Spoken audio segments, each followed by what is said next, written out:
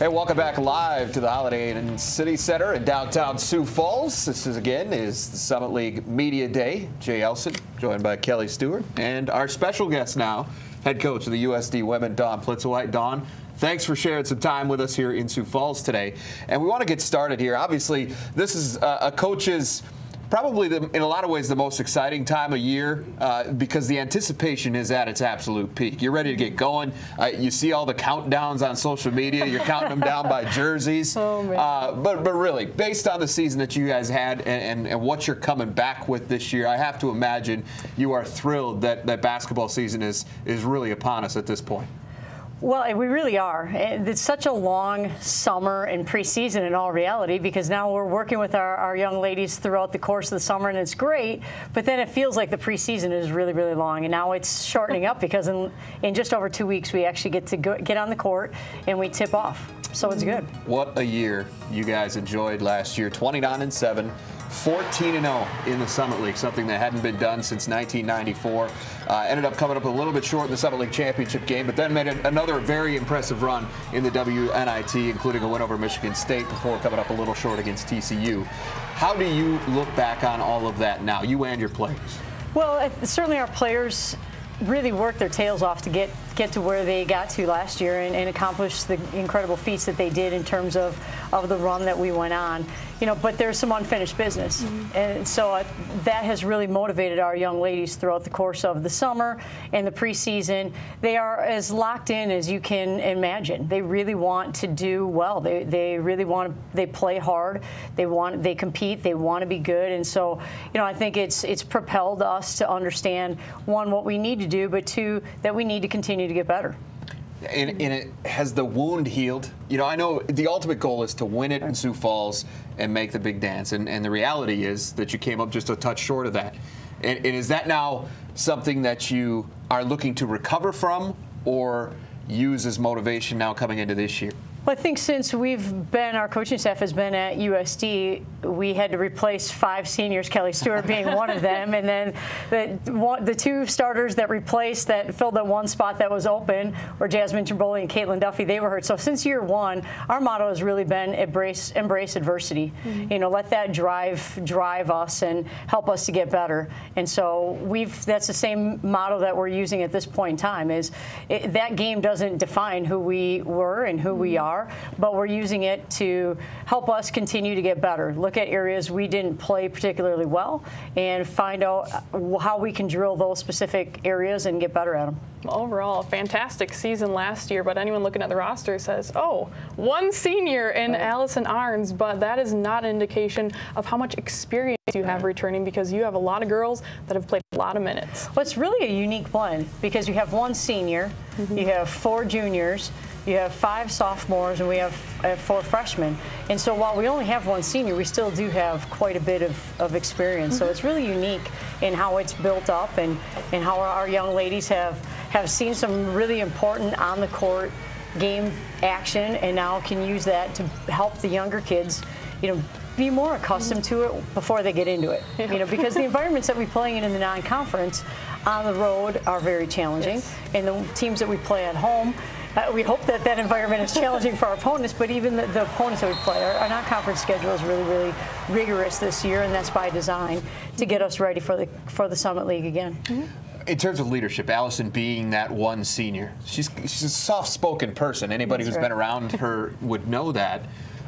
Is she different? Is she more vocal now that she's older and more mature even than she has been? Absolutely. And she's really embraced that uncomfortable zone. We always say that growth doesn't occur in the comfort zone and comfort doesn't occur in the growth zone. And right now she's in that growth zone. And while we know it's really uncomfortable for her, she's doing a tremendous job of embracing it and working with her teammates. They're doing a great job of empowering her. You know, I think this group is a very unique group because they care so much about doing well, but they care so much about each other. And so while Allison's working to become more vocal, her teammates are really encouraging her to to do that at the same time. Well, and she's been in a position, being a young player, and you don't really want to speak up, but then she really burst onto that scene her sophomore year. But she really did. When Jay was talking to you down at Media Day, he also talked to Allison, and she said she has been so impressed with how fast these young players have adjusted to your system, because it's not that easy to learn to build that team chemistry and everything. So where have you seen the young players, whether it's the freshmen or the sophomores, really jumping forward?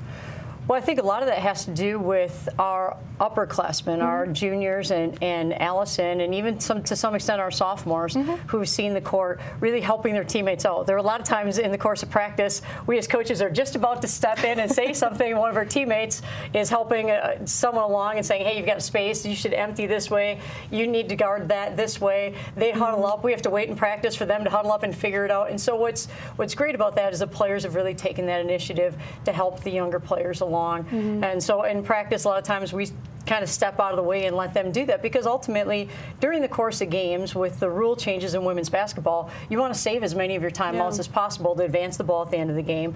And so on the court they need to be able to make adjustments, and that's really what they're working on right now and doing a really good job of taking that leadership role as a team. Talked a lot about Allison here, and rightfully so. 13 points per game for you last year, just under 5 rebounds, shot at 48% clip from the 3 in conference play.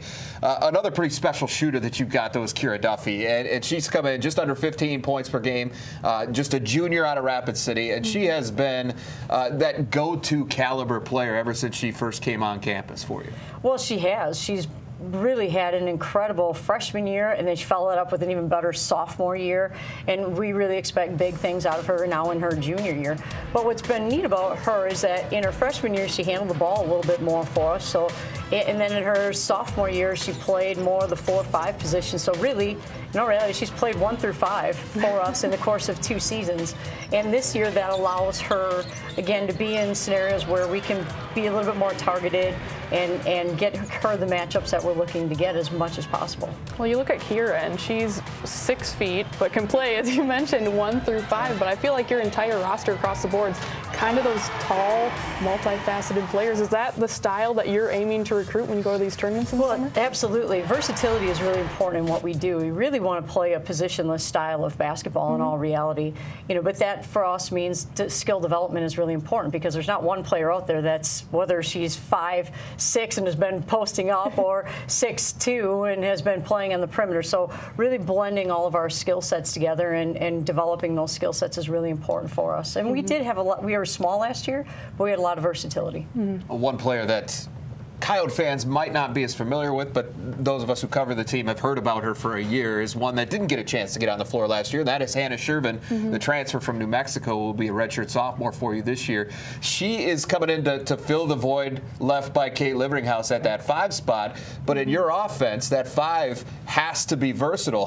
Can you just talk about the assets that she brings to the table that made you think she was going to be a great fit for you in your offense? Well, Hannah is someone who is really long, and she's strong, and so she can play around the basket a little bit more than maybe we've even had a traditional post kid in our first 2 years. So now it's a matter of finding how do we utilize her skill set to the best of our ability, but also maintain the versatility within our offense. And that's something that after 18 practices, we're still working to figure that out, and how do we put that together. And a lot of that's going to depend on how our matchups are taking place during the course of the game. So we will need Hannah to be able to post up and score it inside, be able to kick it out from that position, but also play in the perimeter, make good decisions, handle it, and shoot it from there. And she's someone who has really excelled and really grown through the course of the last year in terms of skill development, and continues to get better every day.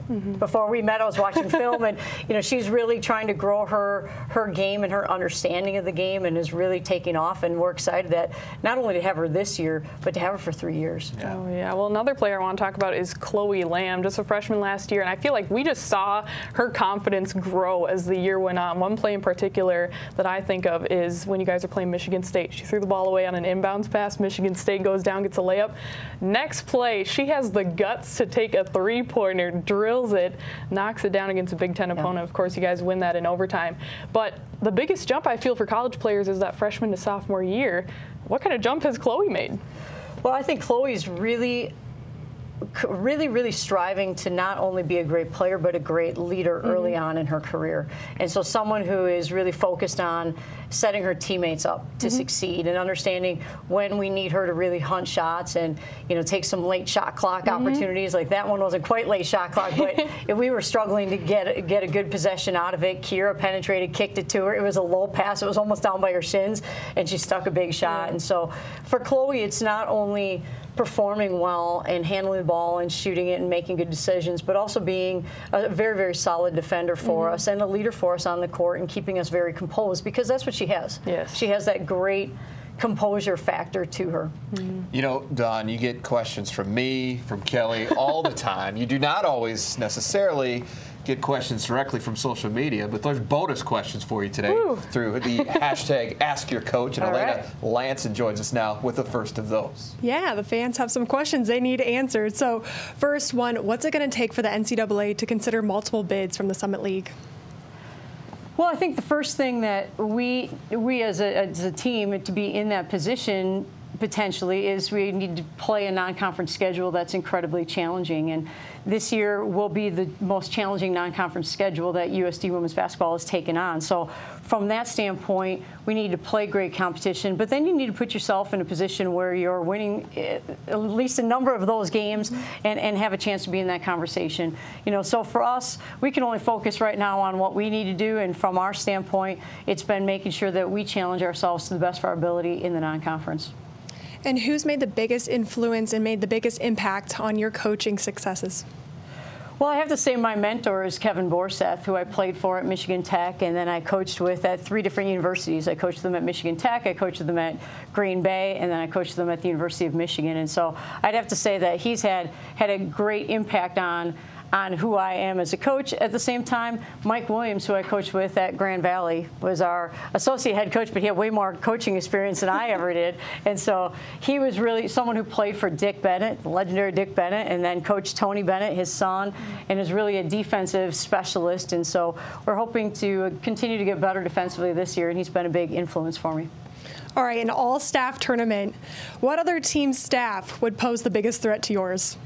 Other team staff. Well, I see J.D. Gravina and Seth Minter posting some pretty good videos once in a while, but I still like our chances. Now, if it comes down to a pinball game, J.D.'s got us because he practices all the time. But on the court, I think we can take him.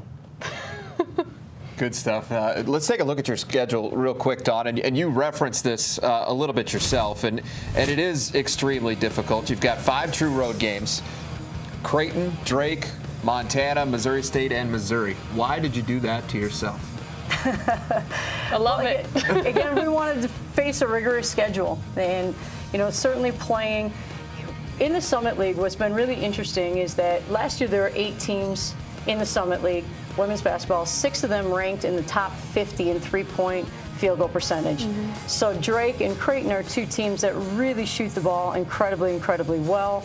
2 teams that are nationally ranked. I think last year Drake scored at a 48% clip, which is unheard of. And so to get us ready to face the competition within the Summit League, we want to play some teams that styles are somewhat similar.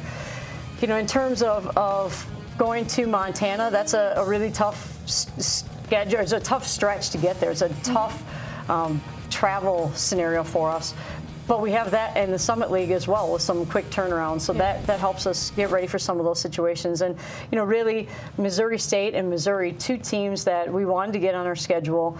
We wanted to build a connection with them. And I think they're going to be incredibly tough environments to play in. But then again, we face that same thing in the Summit League with playing on the road. And so all of it is really designed to help us get better. All right, Dawn. Well, thanks so much for taking a little bit of time out of your day in the preseason to come and join us up here live from Sioux Falls. Well, good luck this season, and I'm sure we'll be obviously in touch quite a bit. That's awesome. Thank you. Appreciate it. All right, stay tuned. There is exactly 1 new coach in the Summit League this year, and it's coming up next. Todd Lee from USD Men's Basketball right after this.